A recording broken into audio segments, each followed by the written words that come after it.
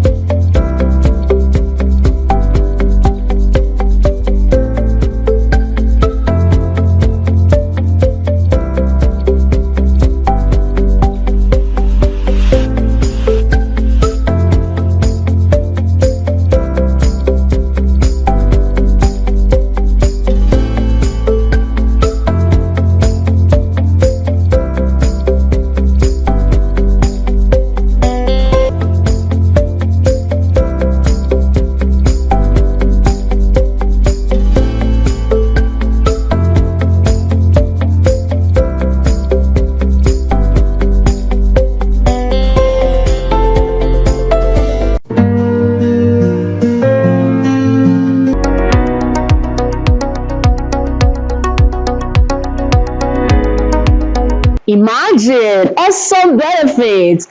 Imagine that cloves can actually take care of toothache. Interesting. I'm sure with these benefits, now you know how to use cloves. If it's not in your kitchen already, you get it because your kitchen needs it. It is time for us to now connect to our mental health therapist that spoke to us concerning this very issue: drugs and mental health. Please stay connected here.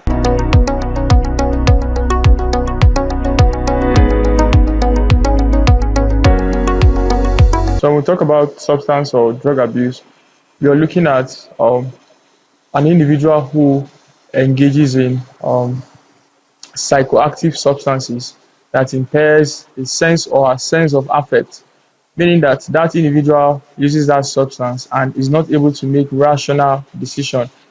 For an individual not to be able to make rational decision means that his sense of judgment, which is also related to his mental state, is being impaired at that point in time. So there are different reasons why an individual may likely want to use substance. Some reasons could be mental health challenges. Some reasons could be not mental health challenges. So we are looking at factors like trauma related. We are looking at factors like depression. We are looking at factors like anxiety. We are looking at other mental health challenges. But there are other reasons why individuals use substance that are not mental health related. So for some individuals, when they use this substance, psychoactive substances, it predisposes them to experiencing one mental health challenges or the other. And we have something known as drug-induced psychosis. So when we talk about drug-induced psychosis, we are saying that this individual is experiencing one mental health challenge as a result of the use of the substance, meaning that the substance has predisposed this individual to experiencing psychosis. And when we talk about psychosis, we are saying that this individual is no longer in touch with reality. And when you're not in touch with reality, you're looking at factors like hallucination. When we're talking about hallucination, there are different types of hallucination. we have olfactory hallucination, we have, in fact, all your senses, we have tactile hallucination, we have visual hallucination, we have different types of hallucination. So hallucination is present, we have delusion. One of the commonest delusion we have, and most persons don't know, I'm not saying most persons have mental health condition, but questions like, do you know who I am? Even though people know who you are, they tend to over rate themselves. And so delusion happens in different forms: delusion of grandeur or delusion of grandiosity. There are different forms of delusion. And some persons also experience depersonalization. Depersonalization in the sense that is as a result of the use of a substance. And like I said, hallucination is there, delusion is there, and sometimes you're seeing yourself in some other person, and you're saying that this person is you, and you were dead long time ago. So why is person existing as you? I mean, conversations or talks that are really not so for individuals that are stable mentally, that they really don't look at it as conversation that one should have with such an individual. So the last one is distorted thought pattern or communication. So an individual is saying something, and the next thing he jumps on to something else. So for we as practitioners, we look at two, if there are two presenting symptoms, we look at the two and say they are these are the prognosis, and we begin to suspect if that individual is likely experiencing psychosis or not.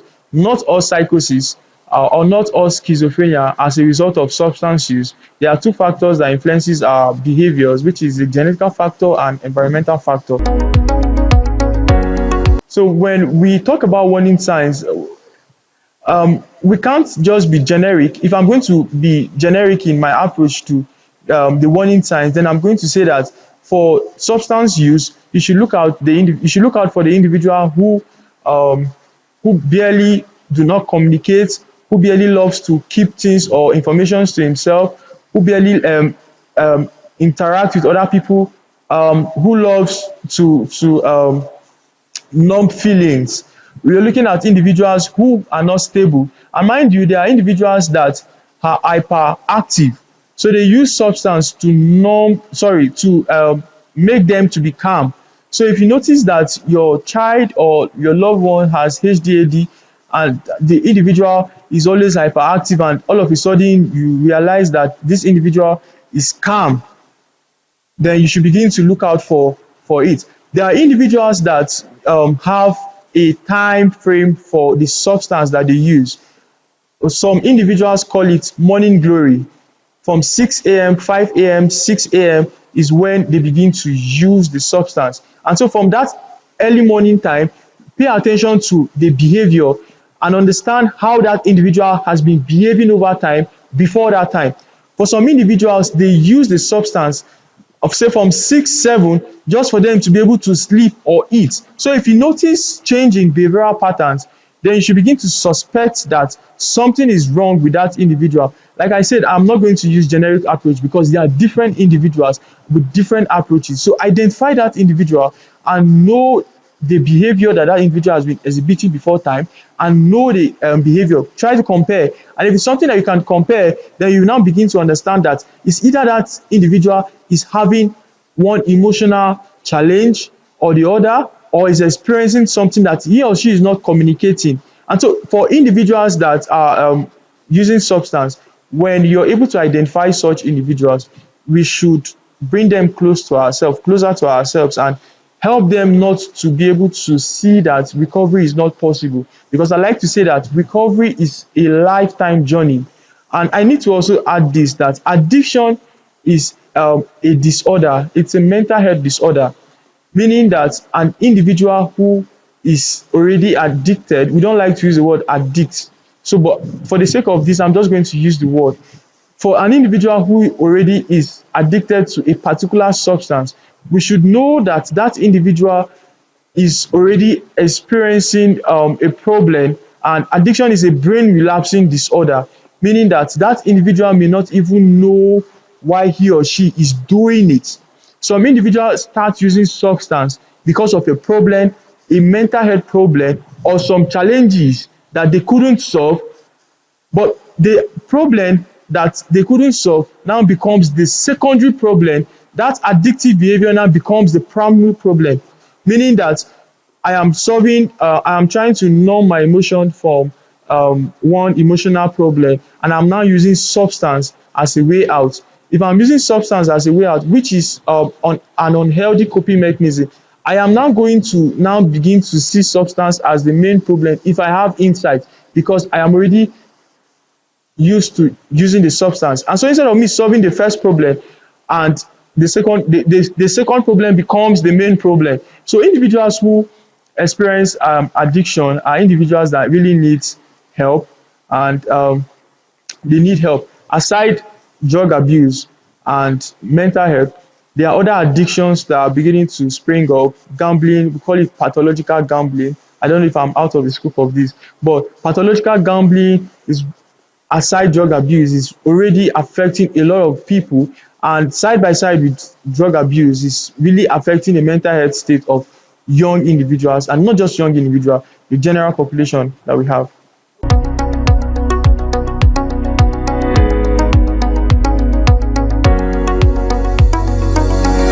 There are a lot of factors. We are looking at family dynamics, you're looking at social media, we are looking at the environment. If I'm going to digress a bit, environment has like so many components in it. We are looking at the situation, we are looking at the time, we are looking at the people, we are looking at the places. So for individuals, where what is the environment that that individual is staying? Who are the family members that that individual is staying with? Because we look at family dynamics today. Family dynamics is one of the reasons why these individuals can't even open up, because both parents are not together, or both parents are working, they don't have family time with these loved ones, and even if they do, they're always judging, they're always attacking, they're always call they are always focusing on discipline and not listening. So when we don't listen enough, and for the sake of this program, I'm going to talk about just the three A's of active listening for parents to be able to understand. The first A is paying attention. When you pay attention to what the person is saying, not what the person is not saying, but when you pay attention to what the person is saying, you will have the right attitude to be able to address that situation. And that's the second A, attitude. And when you have the right attitude, you'll be able to adjust to what the person is saying. Let's say I find out that Mr. A is taking substance. I'm paying attention to what the person is saying. The person could be saying that I started using substance because my friend introduced me to substance, or because this auntie or this uncle introduced me to this. I should not be quick to judge that individual. I should be able to adjust and say, okay, what this person is saying, I'm listening to what this person is saying. I should have the right attitude. Then finally, I should be able to adjust to what the person is saying by, okay, so now you have this problem. This is how we are going to do it. You're not alone. We are in this together. Giving assurance to that individual makes that individual to now begin to look at it and say, oh, I'm not alone in recovery. There's someone that is there. Mind you, there are individuals that they go a long time without using substance, and there are stages of relapse. You have emotional stage, mental stage, and the physical stage. So if the emotional care is not there for family members to render emotional care, that individual may not even see the need, because they are, in fact, they don't even, for those that don't have insight, they don't see the reason why they should change. I mean, that substance is already part of their lifestyle. It's already part of them. So factors like family dynamics, environment, peer influence.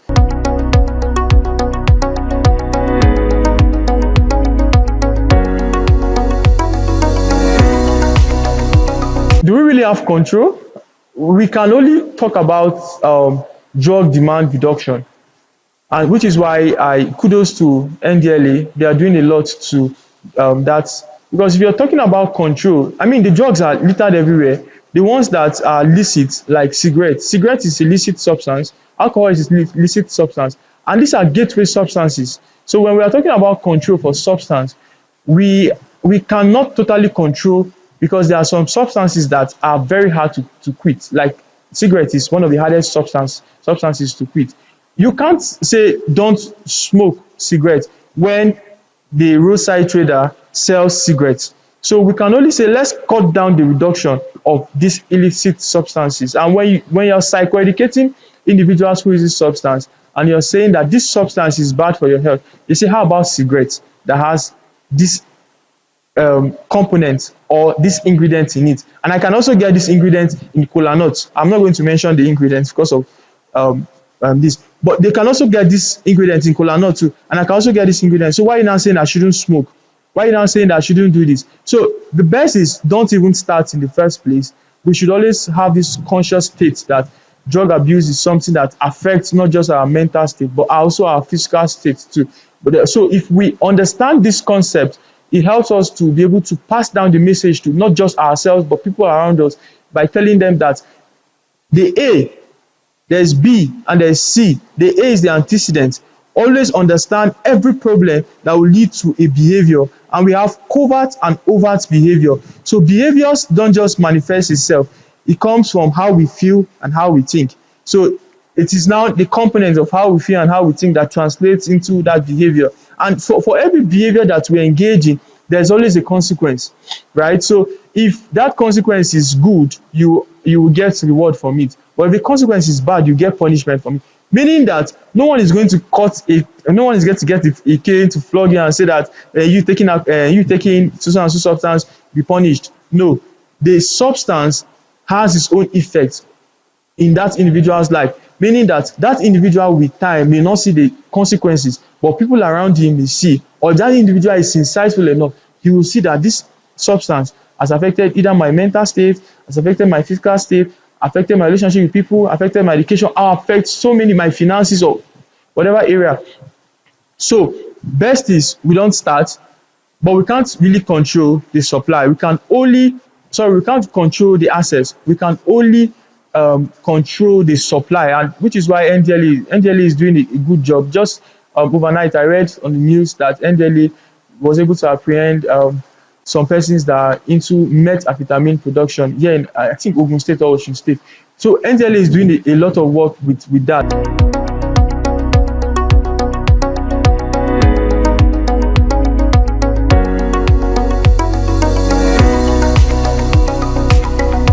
Managing people who are into substance abuse is not easy because not a lot of persons have that patience and time to see that an individual have stayed away from substance for a week or two and have a lapse. A lapse is a single use, a relapse is like continuous use, and now come back to tell you that I have used substance so after being clean for like a month. Not everybody have that patience. So what we need to do is to put in measures like if that individual always have access to finances, if money is a trigger, also we also need to identify triggers for those individuals. So when you are able to identify the triggers for those individuals, it helps you manage that situation at that point in time. So it could be internal trigger or external trigger for such an individual. Internal trigger could be like, oh, that person is experiencing one mental health challenge or the other. External trigger could be like the environment, people, place, like I explained.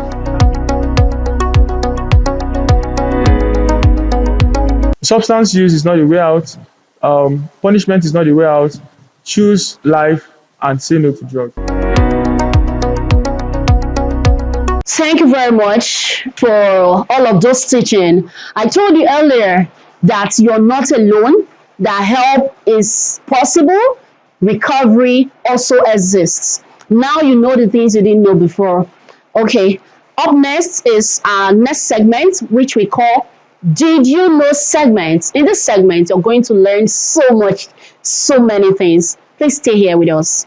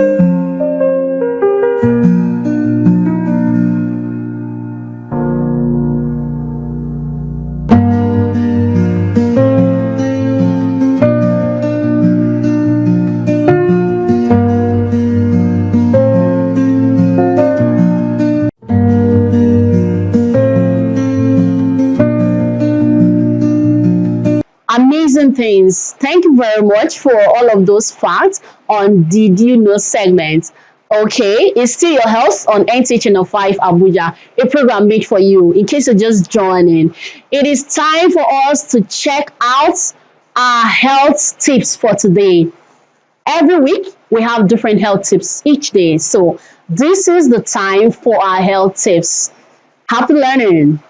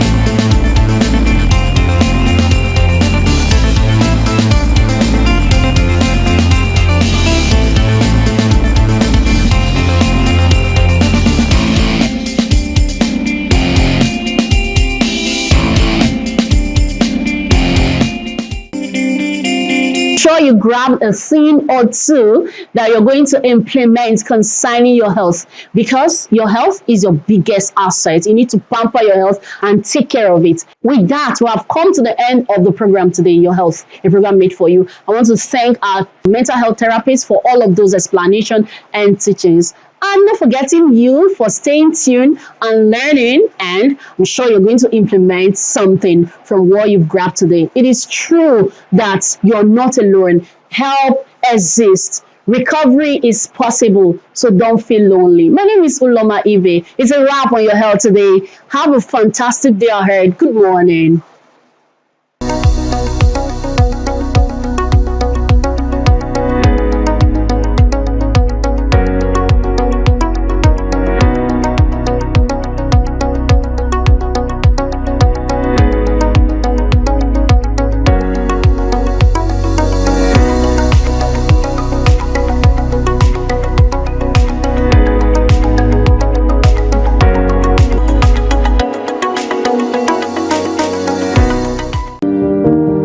Old school, old-fashioned, traditional.